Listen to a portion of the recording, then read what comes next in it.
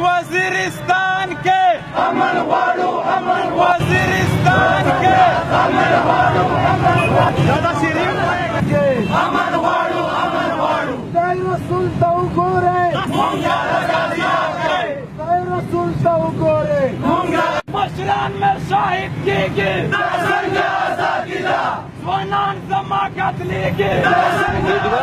او کتونکو دغه د جنوبي وزیرستان ځوان کهول ده چې دا ټیم د اسماعیل خان په توپواله چوک باندې احتجاج کوي. دی د تحفظ او د امن غوښتنې لري. دی له چې کوم حق نواز پارک له هغه ځای نه روان و، توپواله چوک ته راورسېده او د امن او د تحفظ په حواله باندې دی نارې کولې.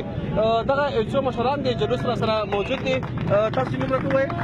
زما نوم منظور احمد دی، جنوبي وزیرستان تعلق لري. منظور، دا احتجاج په څه حواله باندې ده؟ دا د میډیا علاقې کښې د تېر یو نیم کال نه چې واقعه وشي، په واقعه نه بعد بیا عام خلک فوج ونیسي او هغه باندې تشدد کوي. دا 24مه واقعه وه چې په 21 تاریخ د اګست وشوه.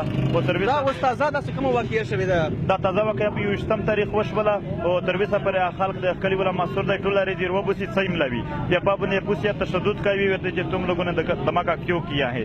ڈائریکٹ بخش شزینا ہوئی بخش وڑا بچیون هدی بوډاګون هدی اغه یو کاس ځون واغه خو شهید شه په شمړ شه او نور خلک تشدد نه په هسپتال شه پروتای څوک او څوک ورته په اثر پروت دي. هلته خو دی وایي چې دا اف سی آر لاندې دا کاروایي ترسره کېږي. هلته خو بل قانون نشته. اف سی آر خو فوج لوړ لاګو کولی هم نشي ځکه چې دا کار قانون لاګو کول د لیویس کار دی. اول خو موږ اف سی آر کنډکټ کوو، په اف سی آر بیخي چا ورکړی دی فوج ته. فوج قانون په لاس شه اخلي، د فوج خو دغه کار نه دی.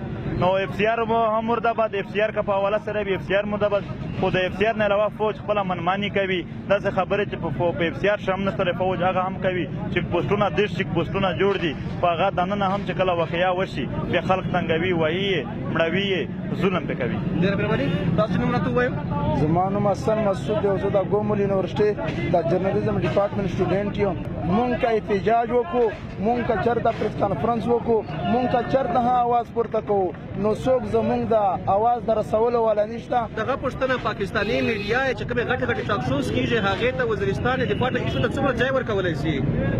نو زه دا خواست ورته کوم، دا ریکویسټ ورته کوم چې لکه څنګه نورې واقعې ته او نور ایونټ ته تاسو کوریج ورکوئ نو مونږ مظلوم یو، مونږ ته داسې کوریج راکړو چې مونږ ته امن میلاو شو، خپل حق مونږ ته میلاو شي. ډېره مهرباني. دی دغه غوښتنې لري چې په وزیرستان چې کوم حالات روان دي، اپریشن کیس له اپریشن نه بعد اوس حکومت عملداري دا ولري، خو د هغې باوجود اف سی آر لاندې ټوله ذمهواري په عامو خلکو اچولې سوې ده. که کومه بده پیښه ترسره سي هغې ذمهواري په عامو خلکو اچول کېږي، هغه تنګول کېږي. حکومت چې ده هغه خپلې ذمهوارۍ په علاقې چې نه پېژني. عدنان بیټنی، وایس اف امریکا، ډیوه راډیو او ټي وي، ډېره اسماعیل خان.